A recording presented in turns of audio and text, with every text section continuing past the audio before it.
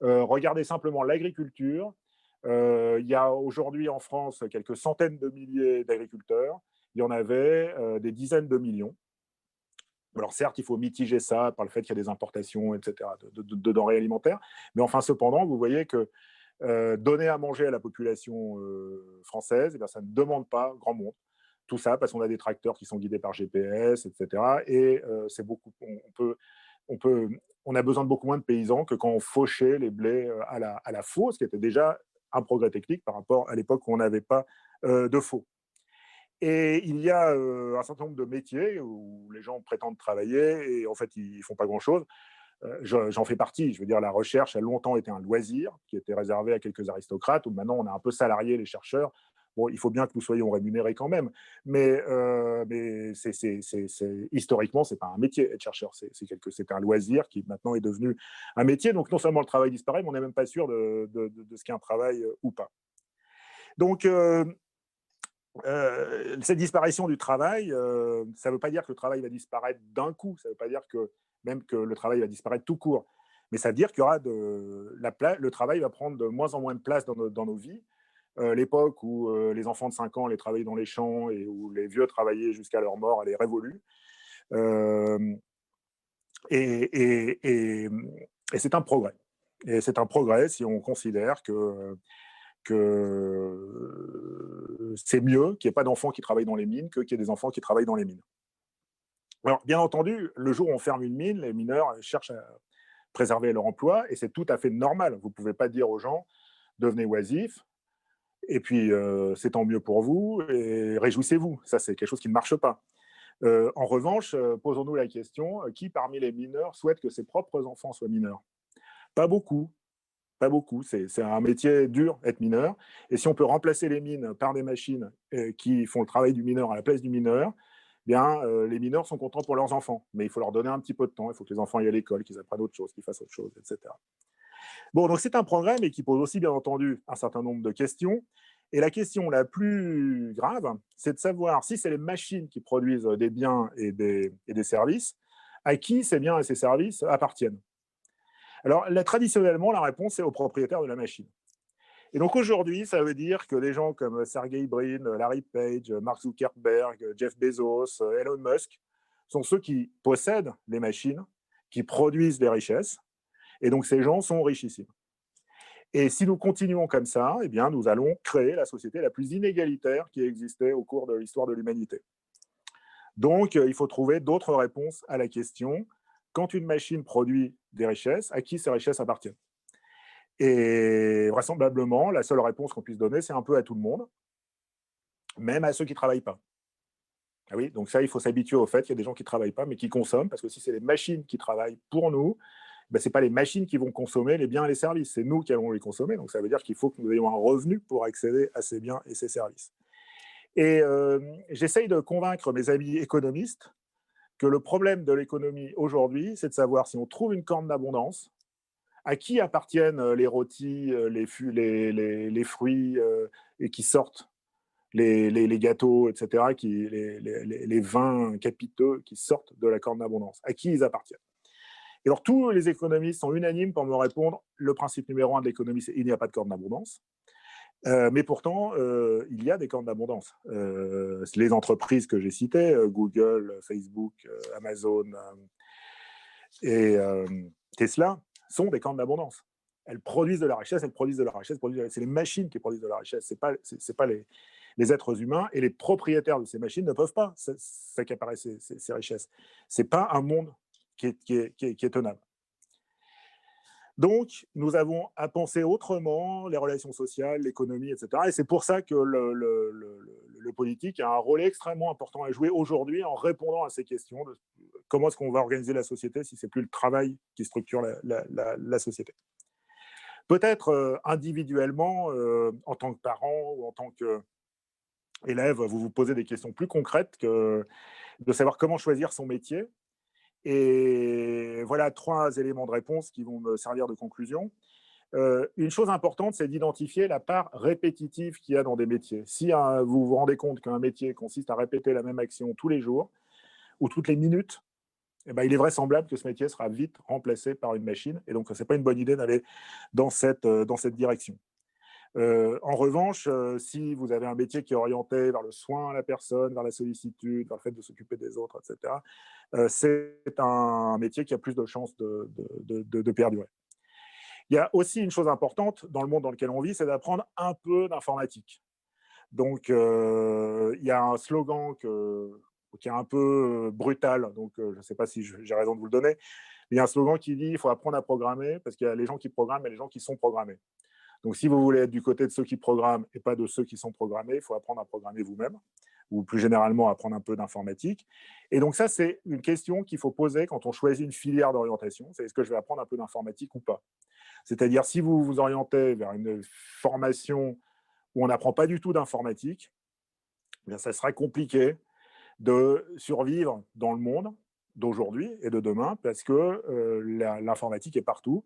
Donc, si vous ne comprenez rien au monde qui vous entoure, bah, vous êtes moins bien armé pour vous y défendre. Et il y a une dernière qualité et qu'on développe en apprenant de l'informatique, c'est d'apprendre un tout petit peu à anticiper les changements du monde. Et en anticipant, on peut s'y préparer un petit peu. Donc, je vais vous donner deux anecdotes qui montrent comment on peut ne pas anticiper.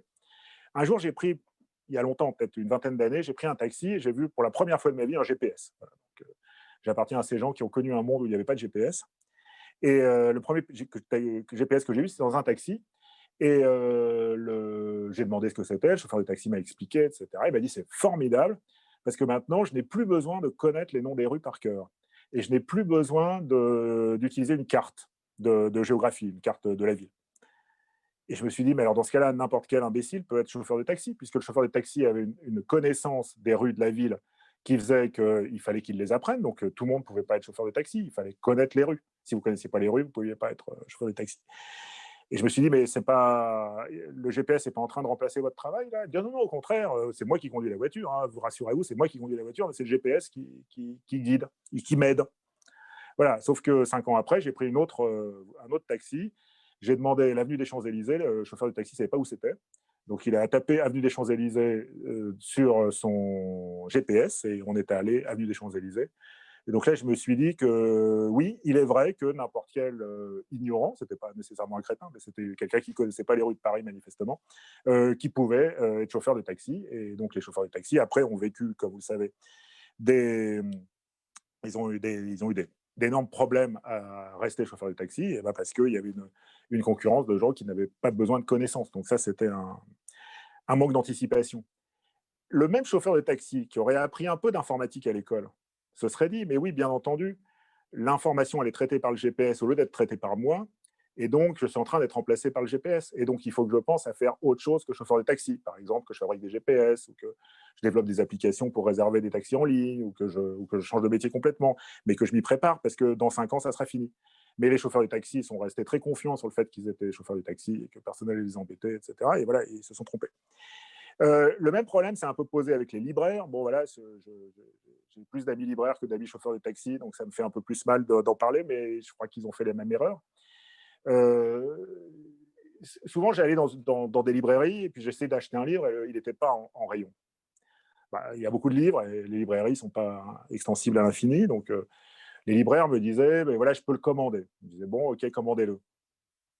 Mais je me disais un jour, pourquoi est-ce que moi, je ne pourrais pas le commander? Pourquoi est-ce que moi, je ne pourrais pas directement appeler l'éditeur et qu'il me l'envoie chez moi, plutôt qu'il l'envoie à la librairie puis que j'aille le chercher? Et donc, j'essayais de dire au libraire, mais si vous pouvez commander des livres un jour, moi aussi, et donc on n'aura plus besoin de vous. Et comme vous avez très peu de livres comparé à la masse des livres qui existent, comparé, vous voyez, la BN, la Bibliothèque nationale, avec ses 4 tours, et puis la librairie de quartier, il y a beaucoup moins de livres dans la librairie de quartier. Il y a un jour où il y aura des catalogues en ligne et on va les commander, etc. Ouais, bon, ben, ce jour est arrivé. Mais les libraires m'ont dit non, il y a l'odeur du papier qui fait que les gens voudront toujours aller dans les librairies. Alors c'est vrai qu'il y a des gens qui vont dans les librairies, mais moi quand je cherche un livre qui existe, qui vend 50 exemplaires par an, ben, je ne le trouve pas dans les librairies. Donc forcément, je l'achète chez un... Et alors en fait, si les libraires s'étaient dit, bah oui, bien entendu, on est en train de changer le métier, nous allons nous-mêmes développer une application, une plateforme qui permet de commander des livres, bah, l'application, ça ne serait pas Amazon, ça serait la librairie française. Voilà, sauf que les libraires ne se sont pas intéressés à ça. Du coup, c'est d'autres qui l'ont fait. C'est pas des libraires, c'est d'autres personnes qui ont fait ça. Donc, apprendre un peu d'informatique, ça permet. Je me suis toujours demandé pourquoi Accor n'a pas, le groupe Accor, pourquoi ils n'ont pas inventé Booking, pourquoi ils n'ont pas inventé Airbnb. Ben parce que pour eux, leur métier, c'était pas de traiter d'informations. Leur métier, c'était de fabriquer des hôtels, de construire des hôtels. Et ce manque d'anticipation qui est lié à un manque de culture informatique, il est extrêmement dangereux aujourd'hui dans le monde dans lequel nous vivons. Donc, posez-vous, quand vous choisissez un métier, la question, quand vous choisissez une filière, quelle est la part répétitive, quelle est la part de sollicitude.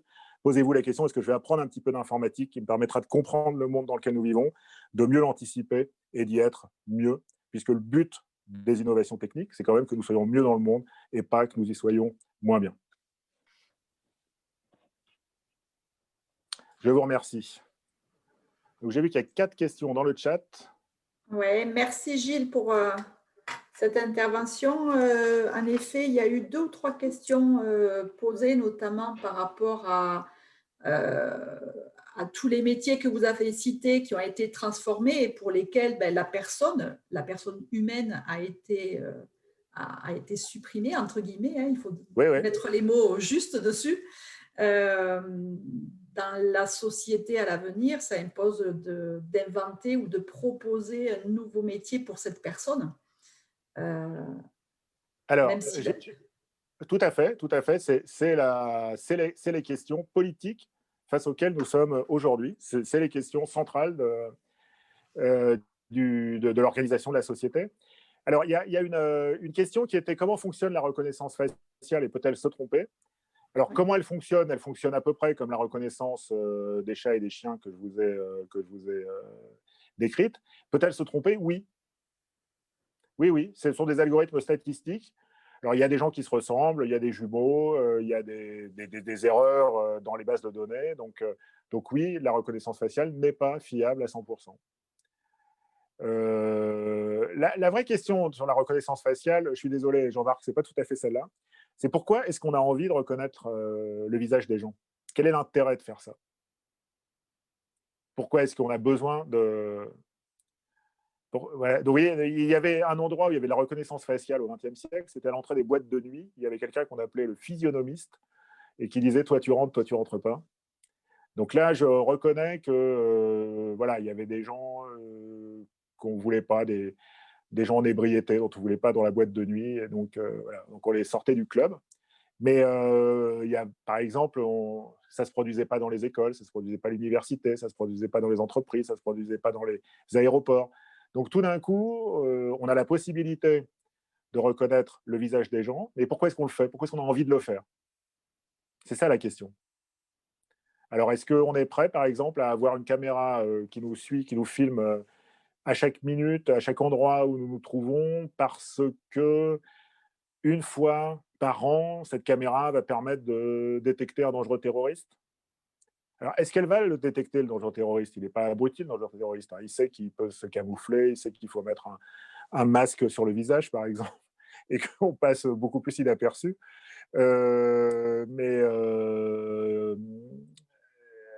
Donc, ces trucs, peut-être, ne servent pas à grand-chose. Et ils ont un effet nocif. Donc, on peut décider, et c'est notre décision, de dire non, nous ne voulons pas de ces objets, de ces caméras qui font la reconnaissance faciale. Malheureusement, quand nous disons ça, nous sommes peu à le dire. Il y a beaucoup de gens qui disent non, mais on vit dans un monde tellement dangereux que c'est mieux qu'il y ait la reconnaissance faciale. Bon, il y a un vrai travail politique à faire là-dessus. Poser cette question. Pourquoi avons-nous envie de reconnaissance faciale? Alors, la transformation du nouveau métier de caissière impose donc d'inventer, de proposer un nouveau métier pour cette personne. Alors, oui et non. Alors, oui, parce que cette personne a besoin d'un revenu, mais on pourrait aussi dire à cette personne, eh bien, on va continuer à te donner ou à vous donner un revenu, et en échange de quoi vous ne ferez rien. Ou vous vous occuperez de vos enfants, ou vous aurez une activité dans une association, ou vous reprendrez des études. Et alors aujourd'hui, on ne sait pas du tout faire ça.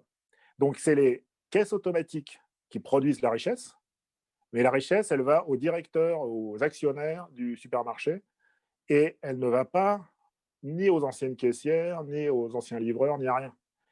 Donc, ça fait que les actionnaires qui possèdent le supermarché sont de plus en plus riches et les anciennes caissières sont de plus en plus pauvres. Donc ça crée des inégalités sans précédent. On n'a jamais eu un monde aussi inégalitaire que si on laisse cette tendance continuer.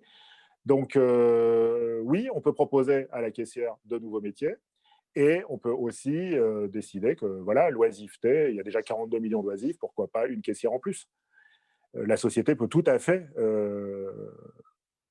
faire vivre cette personne sans qu'elle produise, puisque la production qu'elle faisait maintenant est faite par une machine. Alors, MJ Moisset pose la question. Ah oui, pardon. Je vous reconnais, mais désormais. Quel nouveau métier? Alors, très bonne question. Et c'est pas la question qui va être la panacée. Donc, il y a une réponse possible, c'est de dire, eh bien, plutôt que d'avoir des emplois de caissière, on va avoir des emplois de gens qui fabriquent des caisses automatiques. Et alors, c'est vrai que le développement de l'informatique crée des emplois. Ça crée des emplois dans le secteur de l'informatique. Mais ça crée moins d'emplois que ça en supprime. Alors pourquoi? Parce que si ça crée plus d'emplois que ça en supprime, la caisse automatique serait plus chère que le salaire de la caissière. Vous voyez? Donc, si on remplace la caissière par une caisse automatique, c'est aussi parce que ça fait des économies. En tout cas, on ne le ferait pas si ça crée des coûts supplémentaires. Et donc, si on le fait, c'est parce qu'il y a moins de gens qui fabriquent des caisses automatiques que de gens qui sont à la caisse. Et ça, il y a des exemples frappants. Peut-être certains d'entre vous utilisent la messagerie WhatsApp. Il y a 1 milliard de gens qui utilisent la messagerie WhatsApp. L'entreprise WhatsApp, c'est 40 employés. Peut-être aujourd'hui, ils sont 50. Hein. Bon, je vous cite des chiffres un peu de tête, mais l'ordre de grandeur, c'est qu'une entreprise comme WhatsApp, c'est quelques dizaines d'employés. Donc, ce n'est pas vrai qu'on va remplacer tous les facteurs par des gens qui travaillent chez WhatsApp. Vous voyez, il y a plusieurs zéros en plus. Donc, on ne va pas remplacer tous les facteurs par des développeurs d'applications de messagerie. En fait, que WhatsApp ait 1 milliard de clients ou que WhatsApp ait 1000 clients ou 1 milliard de clients, leur travail est à peu près le même. Une fois que l'application est développée, vous pouvez l'installer sur un téléphone ou pas l'installer sur un téléphone, ça ne coûte rien à l'entreprise WhatsApp. Bon, il y a juste quelques coûts qui sont proportionnels. Comme par exemple, je ne sais pas si WhatsApp a une hotline ou un truc comme ça. Bref, plus vous avez de clients, plus vous êtes obligé d'avoir d'employés. Mais tout le travail de développement, tout le travail de conception, tout le travail de marketing, etc., il est le même. Donc ces entreprises génèrent énormément de profit. Et il n'y a quasiment personne qui travaille dedans. Donc, ce n'est pas comme ça qu'on ne peut pas dire on supprime un emploi, on crée un emploi et ça s'équilibre. Ça, ce n'est pas vrai, ça. Alors, en revanche, il y a d'autres nouveaux métiers. Par exemple, tous les métiers qui consistent à s'occuper des personnes âgées, des personnes dépendantes, etc. Oui, on en a besoin de davantage. Et on en avait déjà besoin de davantage avant, mais on ne pouvait pas le faire. Donc, on n'avait pas suffisamment de bras. Donc, maintenant, on libère des bras. Donc, oui, ça serait bien, par exemple, que des gens qui étaient à la caisse au supermarché s'occupent des vieux dans les EHPAD, parce que c'est plus utile. Il vaut mieux avoir une machine qui fait la caisse au supermarché et une personne qui s'occupe des vieux dans les EHPAD qu'une personne à la caisse au supermarché et personne qui s'occupe des vieux dans les EHPAD ou une machine qui s'occupe des vieux dans les EHPAD. Donc, il vaut mieux proposer ce type de métier et ça va vers une société meilleure. Voilà, c'était les 3 questions qui étaient dans le chat. Et donc, Hélène, je pense que il y a peut-être un certain les gens peuvent nombre lever la main. Personne veut lever la main ou oui, vous faites signe. Si vous n'arrivez pas à... Après 1 heure en Zoom, je rêve d'entendre quelqu'un parler. Je rêve d'entendre la voix de quelqu'un. Alors, on va donner la parole à David. Oui. Pour les vieux dans les EHPAD, on peut libérer les bras, mais il faut aussi des personnes avec du cœur. C'est un autre travail que de remplacer un travail quelconque par un travail de soins. Donc, il y a un certain nombre de personnes qui ont ces capacités-là, il y en a d'autres qui n'en ont pas. Oui. Alors, ceux qui n'en ont pas, ils seront à la cuisine à préparer les plateaux repas, et ceux qui en ont, ils seront au contact des résidents, des pensionnaires dans les EHPAD. Donc oui, bien entendu. Alors, une erreur qu'on pourrait faire, c'est prendre des gens qui travaillent au fond de la mine et les amener à devenir soignants. Donc, on ne peut pas passer comme ça d'un métier à l'autre sans formation. Après, le travail du soin, c'est un travail qui s'apprend aussi. On ne naît pas avec ou sans cœur, et puis après, c'est comme ça toute sa vie. On peut s'améliorer. Donc, on peut apprendre à avoir du cœur. Et après, il y aura certaines personnes qui auront plus ou moins de facilité dans cet apprentissage. Et bien entendu, il faudra mettre au contact des personnes, celles qui réussissent ça le mieux. Mais la sollicitude, ce n'est pas uniquement la sollicitude au contact des personnes. Ça peut être, je ne sais pas, par exemple, au lieu d'avoir dans les EHPAD l'habituel plateau repas là, des hôpitaux, on pourrait imaginer d'avoir des chefs 3 étoiles qui font à manger, qui font les repas dans les EHPAD.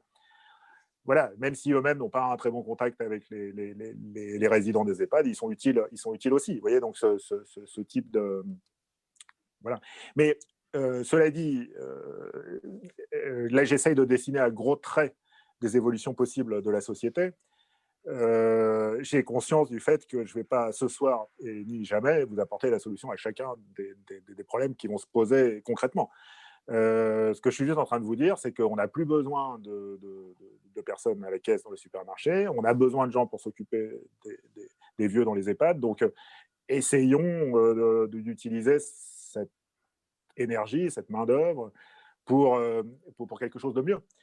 Après, effectivement, ça pose des milliers de problèmes. Il y a aussi, par exemple, des gens qui disent « je ne veux pas qu'on s'occupe de moi ». Et leur souhait est tout à fait respectable. Il doit être respecté. On ne peut pas leur imposer d'avoir 50 personnels soignants qui habitent chez eux 24 heures sur 24. S'ils n'en ont pas envie, ils n'en ont pas envie. Oui, donc il y a tout un tas de problèmes éthiques qui sont à la fois des problèmes d'éthique de l'informatique, des problèmes d'éthique biomédicale, etc., qui se posent, qu'on ne va pas résoudre en un soir.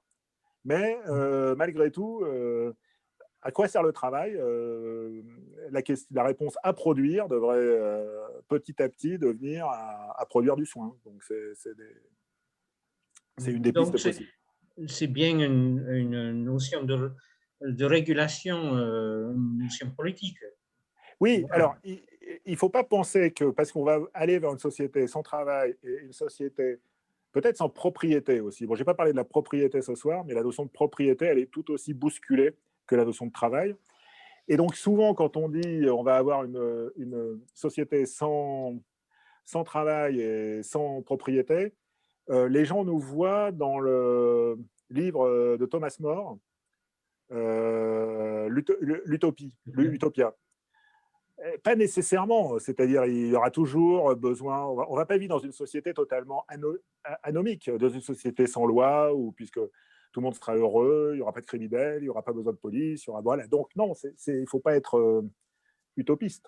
Même dans une société où il y aura plus de place pour le soin, moins de place pour la production, parce que c'est les machines qui vont s'occuper de la production, il y aura besoin de régulation, il y aura besoin de passer des examens, il y a des gens qui vont échouer leurs examens. Et voilà, bon, il y aura toujours des joies et des peines dans ce type de société, même si on peut espérer que ce soit des sociétés plus pacifiques. Ce ne sera pas forcément des sociétés utopiques où il ne faut pas pécher par angélisme parce que nous pensons que nous sortons du travail, nous allons aller vers une société angélique. Je ne pense pas que ce soit le cas. Même si je pense que nous irons vers une société moins violente quand même. Oui, ça dépend de la politique. Comme pour la reconnaissance faciale, les Chinois ont trouvé une très bonne utilisation pour la reconnaissance sociale. C'est ce qui règle les rapports leur niveau dans la société. Oui, la note que l'on reçoit. bon, moi, je ne souhaiterais pas vivre dans une société comme ça. Après, plus que d'essayer d'expliquer aux Chinois ce qu'ils devraient faire, je crois que si nous leur montrons un exemple où nous ne faisons pas ça, c'est mieux. Vous voyez, on ne va pas envahir la Chine pour supprimer les caméras. En revanche, si là où nous sommes, nous nous battons pour qu'il y en ait moins, ça peut avoir un effet bénéfique sur le reste du monde. Mais il faut commencer. La vertu, c'est par l'exemple qu'on la propage, c'est pas par la contrainte. Donc moi, même si je n'habite pas la ville de Nice, je suis plus préoccupé par les caméras à Nice que par les caméras à Pékin, parce que les caméras à Nice, voilà, elles sont dans le pays où j'habite, pas dans la ville où j'habite heureusement, mais dans le pays où j'habite. Et donc la caméra au coin de ma rue, c'est là-dessus qu'il faut agir. Et pas uniquement, et pas nécessairement se représenter le mal comme venant de l'étranger, comme étant ce qu'on appelait le péril jaune, l'idée que ce qui viendrait d'Asie serait dangereux, par exemple. Je ne crois pas que ce soit le cas. Je crois qu'il faut... Il y a et des Chinois qui se battent contre les caméras, et aussi une perception différente des caméras par les Chinois qu'on peut essayer de respecter, même si nous ne la souhaitons pas.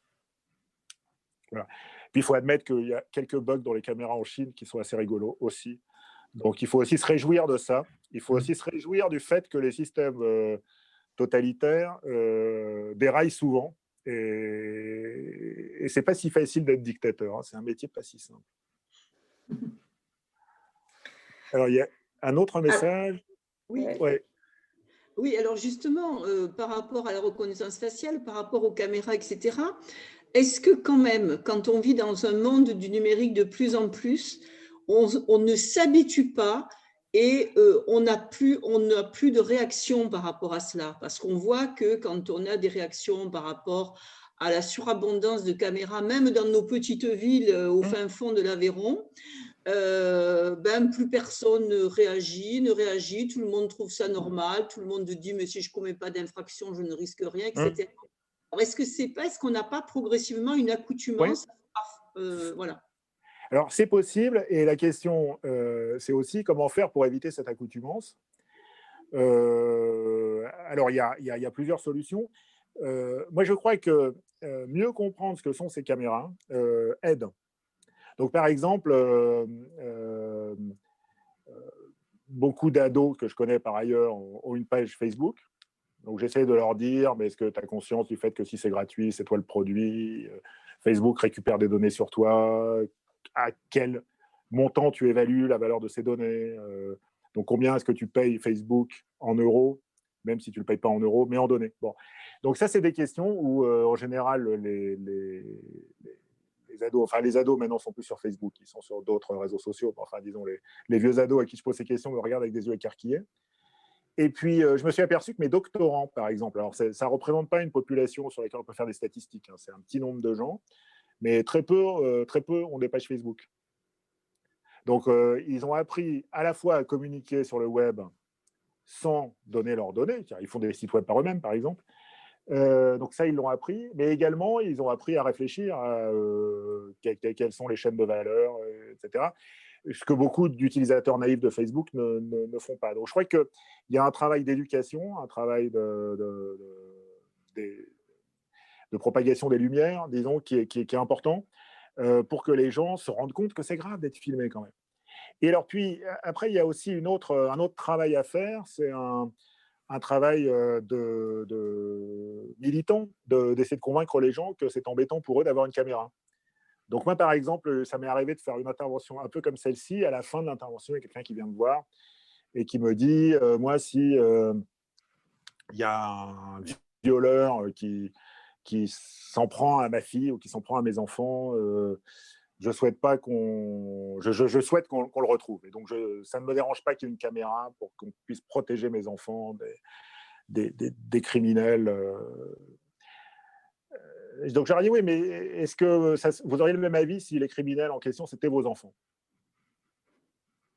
Oui, pas les criminels aussi ont des parents. Hein. Donc, il n'y a pas que les victimes qui ont des parents.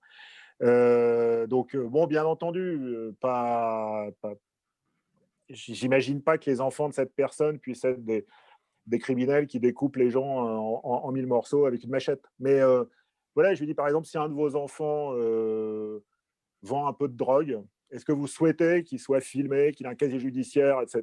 Ou est-ce que vous souhaitez pouvoir essayer de régler ça par des moyens plus doux? Alors cette personne m'a répondu, dans ma famille, personne ne vend de drogue. J'ai dit, tant mieux pour vous, tant mieux. J'espère que vous n'aurez pas changé votre perception, parce que ça arrive dans les meilleures familles.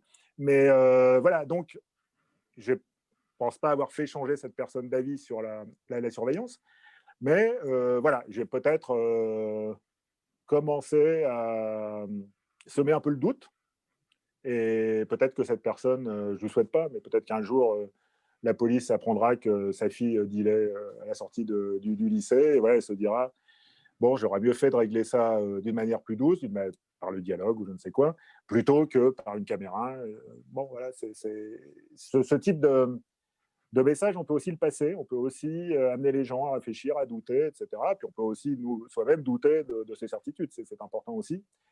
Et je crois qu'il y a beaucoup d'ignorance. Hein. Il y a beaucoup de gens, on leur dit on met une caméra, ça permet d'attraper des terroristes. Bah oui, vous n'êtes pas terroriste, vous n'avez rien à vous reprocher. C'est un travail intéressant, par exemple, de poser aux gens, est-ce que vous êtes sûr de n'avoir rien à vous reprocher? Alors les gens, souvent, commencent par dire oui, puis finalement, c'est ah oui, mais effectivement, il m'arrive de garer ma voiture sur un passage clouté. Bon, puis après, de fil en aiguille, on apprend qu'il faut un peu plus grave que garer leur voiture sur des passages cloutés, qu'eux-mêmes ont une part d'ombre. Et voilà, donc ce doute, il est important. C'est important de le partager. Après, ça marche pas. Hein. Je ne suis pas prophète. Je ne peux pas prédire ce qu'il en sera. Mais je crois que nous avons des moyens, par l'éducation et par notre action quotidienne, d'amener les gens à prendre conscience du fait qu'avoir des caméras sur soi, en permanence, c'est un problème.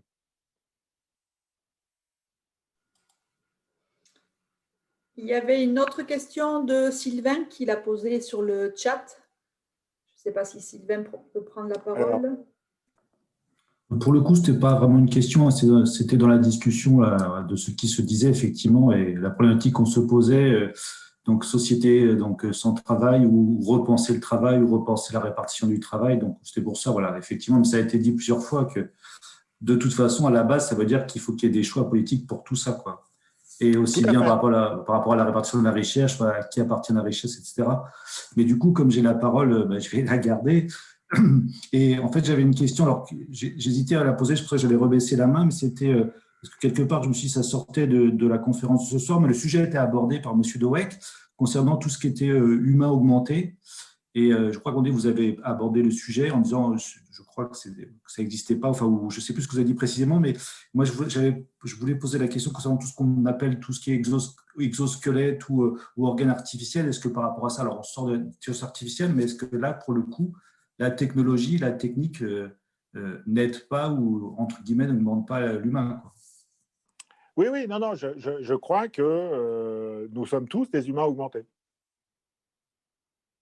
Alors, vous pouvez poser deux questions et qui amènent des réponses en général différentes. Enfin, ça dépend des gens, mais en général, les deux réponses sont différentes. Et après, on peut discuter de pourquoi la réponse est différente.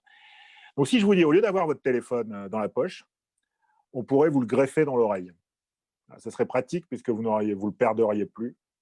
Et puis, il n'y aurait plus besoin de le recharger. Bon, voilà. Donc, vous auriez à la place de votre téléphone dans la poche, vous auriez un téléphone greffé. Donc, en général, les gens ne sont pas volontaires pour ça. Moi-même, je ne suis pas volontaire pour qu'on me greffe un téléphone dans l'oreille. Je suis content de pouvoir le poser de temps en temps et qu'il ne m'appelle pas. Bon. Maintenant, deuxième question, si vous avez une insuffisance cardiaque, est-ce que vous êtes prêt à ce qu'on vous mette un pacemaker ou non? En général, les gens répondent oui. Si vous êtes atteint de surdité, est-ce que vous acceptez un appareil auditif, donc qui est un peu comme le téléphone, sauf qu'il reste sur l'oreille par défaut, mais vous pouvez l'enlever si vous voulez? Ou est-ce que vous acceptez un implant cochléaire, qui lui, il est là pour toujours? Donc, c'est une espèce de téléphone qui est à l'intérieur de l'oreille, qui supplée à des organes défaillants dans l'oreille interne, dans la partie interne de l'oreille. Et oui, il y a beaucoup de gens qui souhaitent avoir des implants cochléaires, même si ce n'est pas le cas de tous. Et ça, c'est intéressant de voir quels sont les arguments que les gens développent pour dire, non pas qu'ils sont contre les implants cochléaires, mais qu'ils sont contre les implants cochléaires dans leur propre oreille. Ils n'en veulent pas pour eux, indépendamment d'une position globale sur la question. Et donc, il y a une... voilà, quelle est la différence? Pourquoi est-ce que nous souhaitons être augmentés par des pacemakers, par des implants cochléaires, et pas par des téléphones? Et la réponse n'est pas si évidente.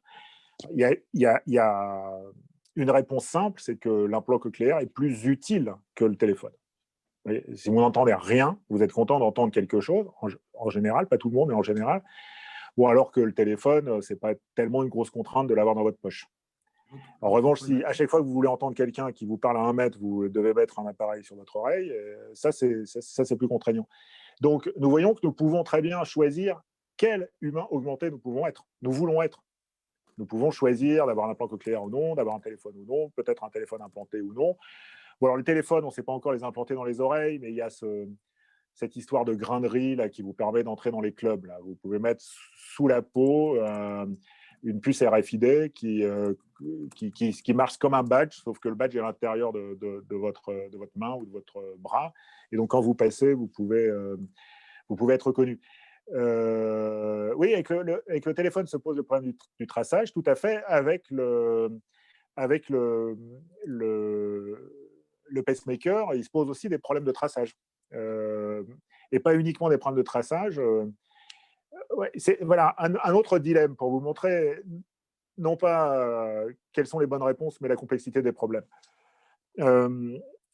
Pendant longtemps, quand on voulait changer les paramètres du pacemaker, il fallait faire une opération, parce que le pacemaker était à l'intérieur de la cage thoracique, il était complètement autonome, coupé du reste du monde, je veux dire, autonome dans ce sens-là, il n'était pas relié au reste du monde. Donc c'était embêtant. C'était une opération chirurgicale à chaque fois qu'on voulait toucher un réglage. Et donc, on a eu l'idée, qui est une idée assez naturelle, qui est de connecter le pacemaker par Wi-Fi à un téléphone. Sauf que ça demande de sécuriser le Wi-Fi. Parce que sinon, n'importe qui, avec un téléphone ou un appareil un peu plus compliqué qu'un téléphone, peut prendre le contrôle de votre pacemaker. Ça, c'est un peu désagréable. Et donc, il s'avère que le Wi-Fi n'était pas bien sécurisé dans les premiers pacemakers. On a progressé depuis. Mais voilà, donc est-ce qu'on veut un pacemaker connecté? Est-ce qu'on veut un pacemaker qui permet le traçage? Donc, par exemple, est-ce qu'on veut garder tout l'historique? Le pacemaker, il peut aussi faire des mesures sur le rythme cardiaque. Est-ce qu'on veut garder cette information? C'est une information qui est personnelle, c'est une information qui est couverte par le secret médical en théorie. Est-ce qu'on veut que cette information soit enregistrée ou non? C'est des questions qui sont complexes. D'un certain point de vue, si vous enregistrez cette information, vous pouvez avoir de meilleurs soins. D'un autre point de vue, le fait que tout le monde ait accès à votre pacemaker est un problème. Voilà, donc c'est ce genre de questions qu'on a à résoudre aujourd'hui. Et il y a bien sûr deux solutions. L'une qui consiste à dire, mais vous inquiétez pas, mettez n'importe quoi dans votre corps, laissez-vous augmenter, vous serez toujours mieux que pas augmenter. Voilà, donc ça, c'est le transhumanisme, c'est la version grotesque. Et puis, alors, il y a l'autre solution qui consiste à dire non, jamais de pacemaker, jamais de vaccin, jamais rien. Bon, voilà. Donc, et il y a entre les deux la question de savoir de quelle manière voulons-nous être augmentés. Et voilà, moi, un livre m'augmente d'une manière agréable, enfin, certains livres, pas tous. Un téléphone, oui. Un implant cochléaire, pourquoi pas, si j'en ai besoin, mais un téléphone dans l'oreille, non. Une puce sous-cutanée pour pouvoir éviter d'avoir mon badge quand j'entre dans un club ou quand j'entre à la fac ou quoi, non. Pourquoi et comment est-ce qu'on justifie ça? Voilà, c'est ça les problèmes politiques qu'on a aujourd'hui, c'est ça les problèmes éthiques et les problèmes de société qui se posent aujourd'hui, et c'est là-dessus que devrait porter le débat politique. Il y a Camille qui était en attente pour une question. Oui, question. Alors je vais situer ma question à un autre niveau, en fait, en reprenant 2 ou 3 passages de votre intervention. La première, vous avez parlé on remplace les caissières par des machines pour faire des économies. Après, vous avez employé le mot profit qui, à mon avis, est plus utilisable à l'heure actuelle. On est quand même plus dans une recherche de bénéfices et de profit que d'économie. Et il faudrait se poser la question, et là, c'est un vrai choix politique, sur comment on oblige à un moment donné ces entreprises qui vont faire du profit ou de bénéfices à le réinvestir peut-être dans la formation des personnes. Et ça serait quelque chose d'intéressant, effectivement, à voir. Deuxième chose, vous parliez de WhatsApp, par exemple, qui a 40 salariés, ou 50, ou 60, et même ça serait 100, ça me choquerait aussi, pour gérer 1 milliard de personnes. Mais qu'en est-il de la sécurité qu'ils nous proposent sur leur réseau? Qu'en est-il de la modération qu'ils font aussi de ce qui se passe sur leur réseau? Et on voit qu'à l'heure actuelle, il se passe beaucoup de choses sur les réseaux et qu'on a quand même du mal à contrer si on n'est pas présent à l'intérieur dessus. Alors, moi, avec un autre collègue qui est ici, on coordonne quelque chose qui s'appelle Promeneur du Net, par exemple, où on amène des acteurs éducatifs à être présents sur les réseaux sociaux, pas WhatsApp, parce que c'est une messagerie et du coup, c'est plus compliqué. Et après, la troisième chose, c'est que vous dites qu'on a les moyens de l'éducation. Moi, je dirais qu'on a les ambitions de l'éducation. C'est-à-dire qu'on a l'ambition d'éduquer les gens au numérique, ou, allez, on n'aime pas trop l'employer, mais au risque que ça peut avoir et aux bénéfices que ça peut avoir aussi sur notre société. Le jour où on en aura les moyens, on travaillera déjà un peu plus main dans la main, éducation populaire et éducation nationale sur ces sujets, et on aura enfin le bénéfice de nos actions à ce niveau-là sur les publics concernés. Et après, dernière chose, vous prenez l'exemple des doctorants. Alors effectivement, vous aviez dit que c'était quelques personnes.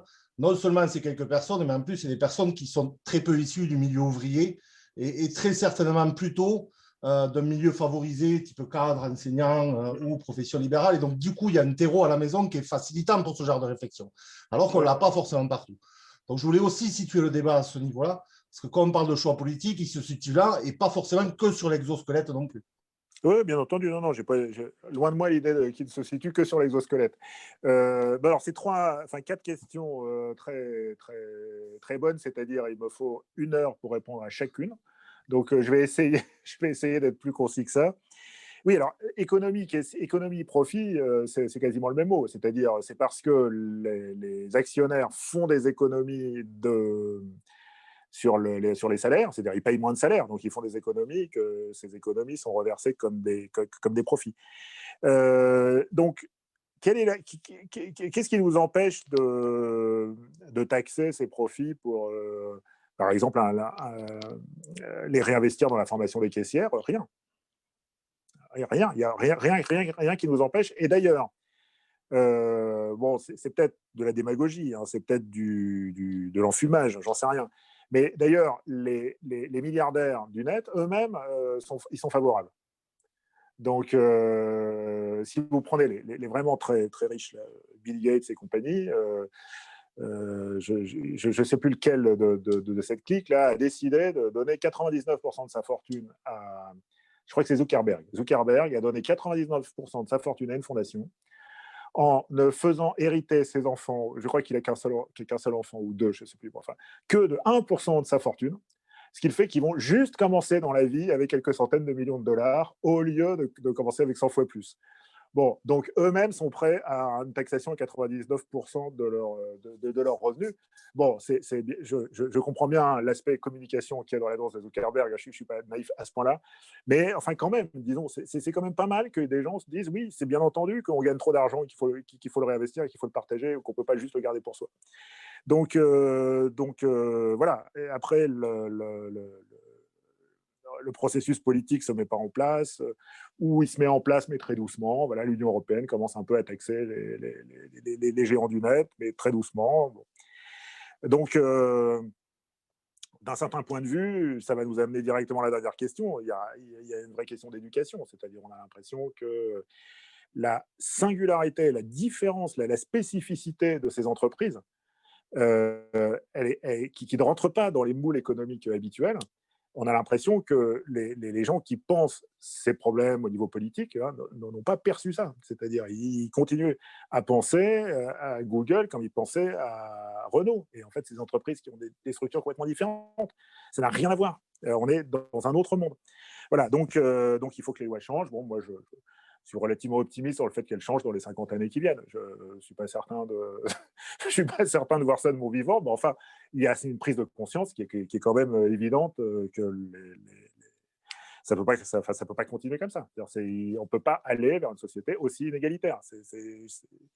Même les riches le comprennent. WhatsApp, alors oui, je suis d'accord. Il y a des problèmes de sécurité, il y a des problèmes de modération. Mais c'est pas parce je pense pas que s'ils étaient beaucoup plus nombreux. Le problème de la sécurité pour 1 milliard de personnes, le problème de la sécurité pour 1000 personnes, c'est le même. C'est-à-dire, il faut que les protocoles soient sécurisés, et s'ils le sont pour 1000 personnes, ils le sont pour 1 milliard de personnes. Le coût n'est pas proportionnel au nombre d'utilisateurs. Pour la modération, c'est plus compliqué. Donc, effectivement, s'il faut lire tous les messages WhatsApp pour savoir si on les modère ou non, oui, là, il faut du monde. Mais si c'est précisément des algorithmes d'apprentissage qui repèrent des mots qui sont, qui ont une forte propension à ce que le message soit un message de haine, etc. Oui, à ce moment-là, on peut avoir beaucoup moins de monde. Donc, c'est une vraie question et je n'ai pas de réponse. Est-ce que la modération des réseaux sociaux demande une grande quantité de gens ou non? Et ça, on ne sait pas répondre aujourd'hui. Donc, aujourd'hui, la modération est faite beaucoup à la main. Il y a beaucoup d'erreurs. Il y a des décisions de modération qui sont tout à fait contestables. Je trouve, par exemple, à titre personnel, et on ne peut pas m'accuser de sympathie pour la victime, je trouve qu'avoir suspendu le compte Twitter de Donald Trump est tout à fait inadmissible. Ce n'est pas parce que je trouvais que ce qu'il disait était spécialement intéressant sur son compte Twitter, mais je ne vois pas en quoi Twitter peut prendre la décision de qui a accès à la parole publique ou non. Ce n'est pas une décision que Twitter doit prendre. Donc qu'il y ait une cour de justice qui décide d'interdire à Trump de parler sur Twitter, pourquoi pas, et encore, mais que juste une décision d'une entreprise puisse priver quelqu'un de parole, je ne vois pas comment le justifier. Bon, voilà. Bon, après, je ne vais pas pleurer sur Trump, mais il faut bien reconnaître qu'il était ici une victime et voilà, qu'il était pour une fois une victime et que c'était dommage. Enfin bon, voilà. Donc la modération, c'est compliqué. Et pourquoi modérer les messages? Est-ce que où on veut mettre le curseur entre liberté d'expression, droit à la tranquillité, droit de ne pas être harcelé, etc. C'est des questions qui sont compliquées, c'est des questions qu'il faut qu'on pense collectivement. Alors, on a l'ambition d'éduquer les gens, on commence à avoir les moyens quand même. Donc, ça n'a pas été quelque chose de facile, mais ça fait 50 ans qu'il y a un mouvement militant pour enseigner l'informatique à l'école. Et ça fait une dizaine d'années qu'on commence à avoir des résultats vraiment encourageants. Donc, je ne sais pas si vous avez suivi qu'il y a eu un enseignement d'informatique en terminale, qui a été étendu au collège, puis maintenant au lycée. Alors, ce n'est pas suffisant, il faut faire plus, il faut faire mieux, il faut faire plus large, il faut faire plus général, il faut s'adresser à plus de gens. Mais là, quand même, on est obligé de reconnaître que les choses vont plutôt dans le bon sens. Quant à mes doctorants, alors effectivement, il y en a peut-être plus que ce que vous pensez qui sont des enfants d'ouvriers. Enfin, de toute façon, il n'y a pas beaucoup d'ouvriers, donc il n'y a pas beaucoup d'enfants d'ouvriers non plus. Mais c'est tout à fait vrai qu'ils ont une éducation donnée par la famille qui aide à avoir une conscience de ces choses, alors que d'autres non. Mais je crois que c'est un peu le rôle de l'école de se substituer aux familles quand les familles ne donnent pas ce type d'éducation aux enfants. C'est difficile, mais je crois qu'ici, ce n'est pas aux familles d'apprendre l'informatique aux enfants. Les familles doivent apprendre aux enfants à marcher, c'est l'école qui leur apprend à lire. Donc la séparation des fonctions ici est importante. Bon, j'ai conscience du fait qu'apprendre à lire uniquement à l'école ou à l'école et dans sa famille fait une énorme différence. Mais il ne faut pas que l'école abandonne cette mission aux familles. Ce n'est pas du tout aux familles d'éduquer les enfants sur ces questions. Les familles peuvent y contribuer, mais c'est d'abord le rôle de l'école.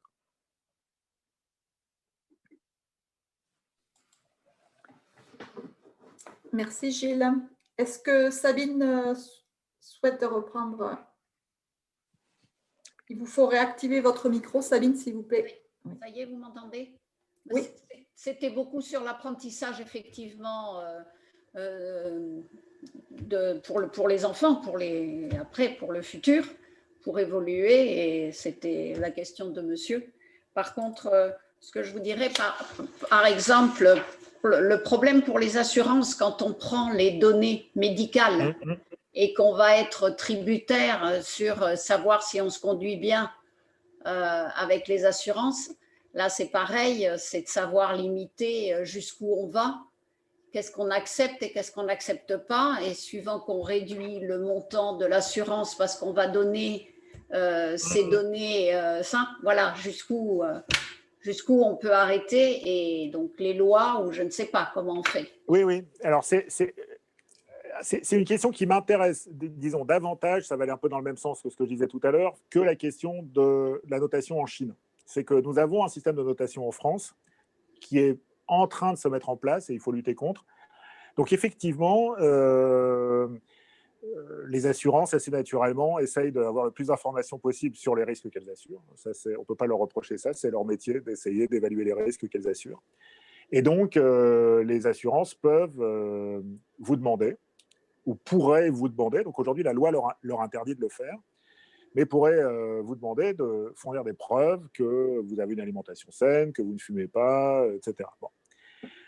Et je connais même des gens qui sont non-fumeurs et qui disent, je ne sais pas pourquoi, je paierais une assurance pour que les gens qui fument aient des soins le jour où ils auront des problèmes liés au tabac. C'est naturel que j'ai un bonus sur mon assurance parce que je ne fume pas.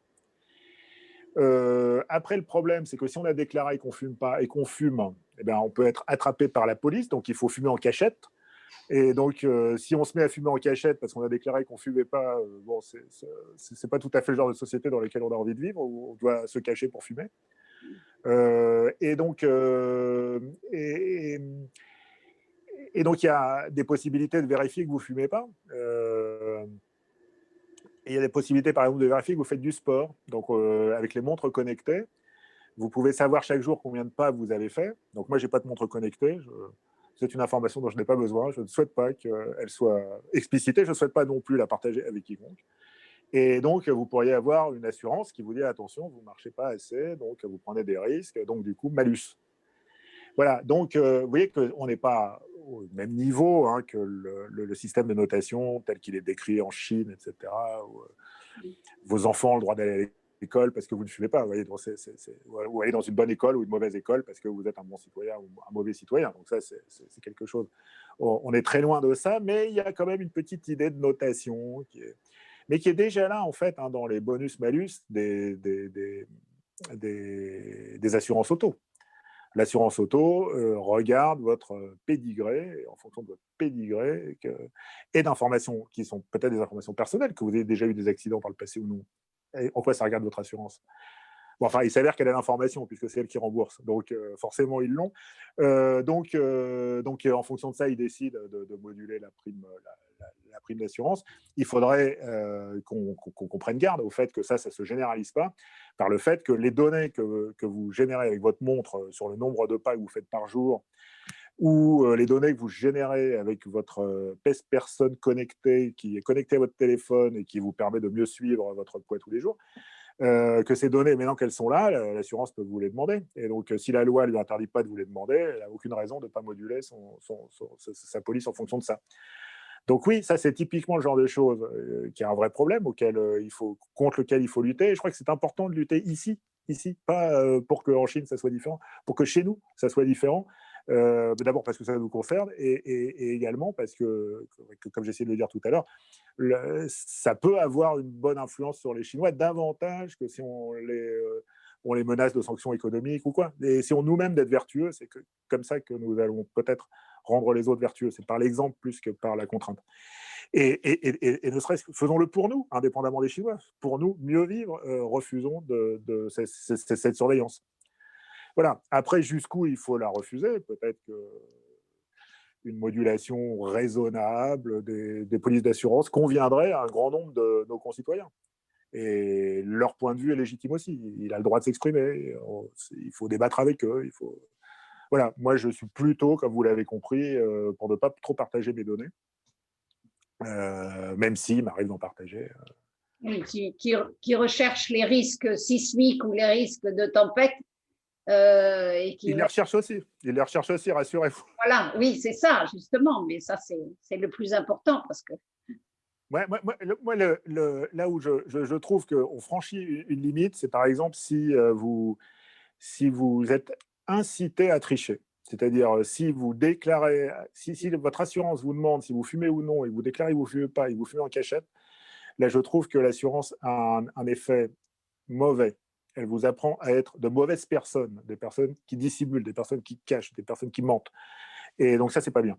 Donc moi, je mets vraiment ici c'était une question, par exemple, qui s'est posée sur l'anonymat de Stop Covid. Donc Stop Covid ou Tous Anti-Covid maintenant.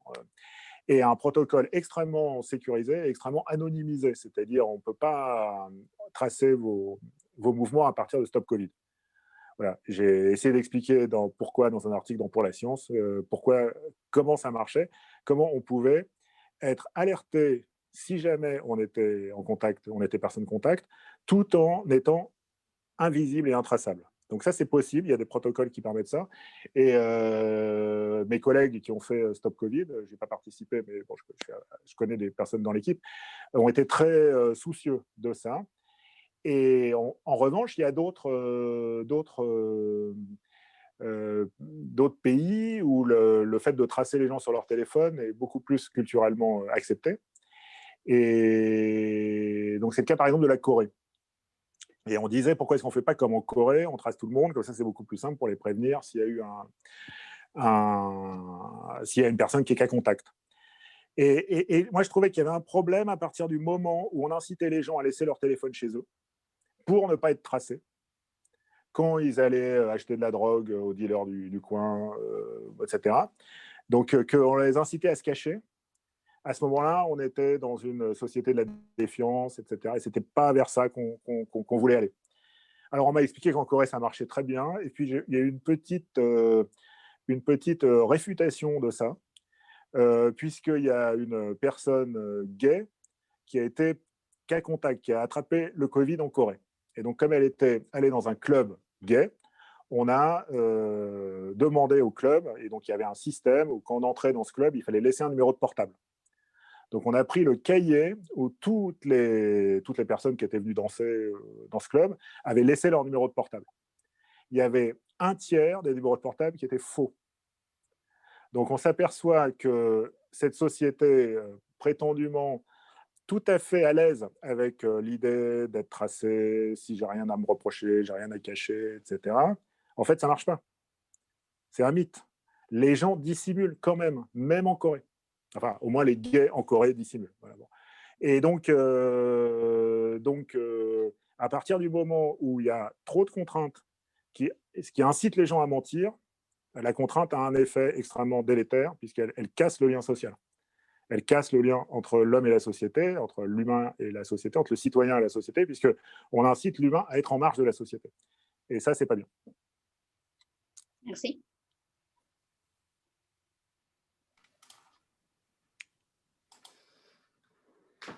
Est-ce qu'il y a d'autres questions? Peut-être il est 23h moins 20.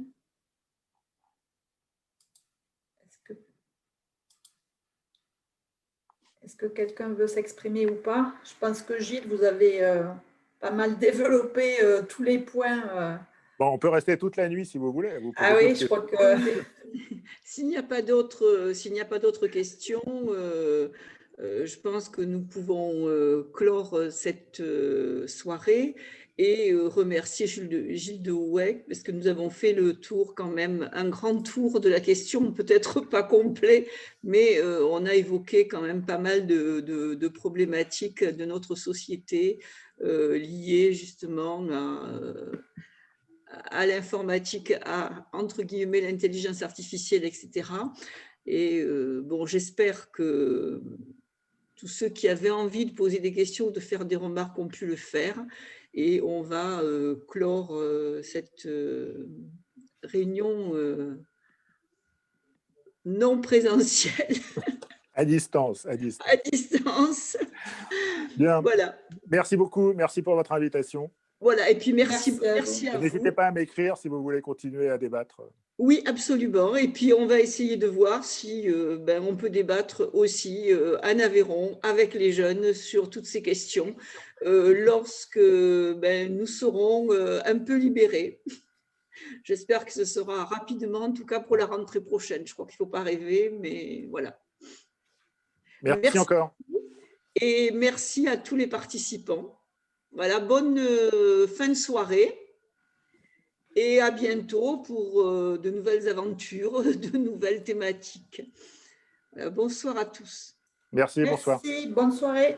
Merci, bonsoir.